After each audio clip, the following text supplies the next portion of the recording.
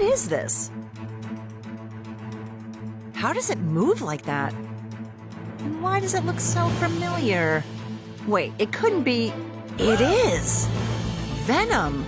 An alien parasite that can take control of people like Spider-Man and Eddie Brock. But it can't really be an alien symbiote, right? Don't worry, it's not looking to take you over.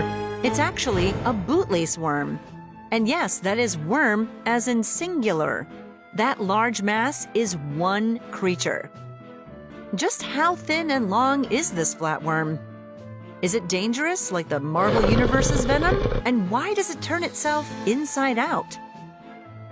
In the movies, we've seen Venom crawl across and attach itself to a host, and it gave Eddie Brock powers so he could avoid capture. But although it looks a lot like the Venom symbiote, the bootlace worm can't hijack your body. Thank God. Or give you superpowers. I've lost my mojo.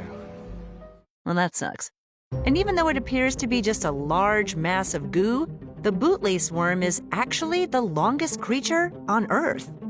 It may only be 5 to 10 millimeters thick, but it can grow over 55 meters long. That's almost twice the length of the world's largest mammal, the Antarctic blue whale, or the length of almost 700 earthworms. So if you wanted to stretch one out, it would almost reach from one end of an ice hockey rink to the other. The bootlace can be found along the coasts of Norway, Britain, and the west coast of Sweden. If you go searching for one, take a look in tidal pools and along muddy or sandy shores. You'll often find them curled up under rocks. They're not hiding, though. They just like living under a rock. Like some people I know.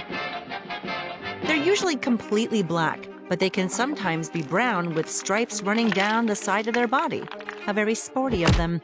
And don't think they don't see you creeping up on them. They have 10 to 20 rows of eyes along their snout. But being black on black, it's hard for us to see them. One of the cool things about this crazy creature is its mouth. It has what's called an irreversible proboscis. This tube shoots out of its head to grab onto prey and suck it back inside to be digested. It's a lot like Venom's tongue being used to attack its victims. When the bootlace worm isn't using its proboscis, it's kept in a fluid-filled chamber above its gut. In addition to catching prey, it also uses it to burrow into the ground. But one thing this worm doesn't have that Venom does are those massive fangs that Venom uses to deliver a toxic bite.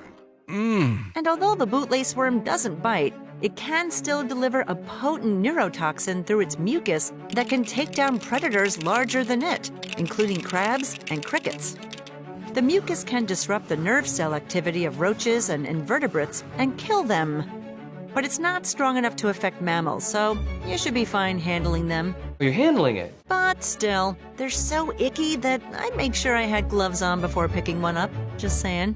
The bootlace worm may not be as dangerous or as deadly as Venom, but I don't think I'd want to come across either of them. I'm just glad this worm doesn't have those awful fangs. Can you imagine one that hides on the sea floor and strikes suddenly with scissor-like jaws? Well, I can. We'll have a look at the bobbit worm on another episode of Crazy Creatures.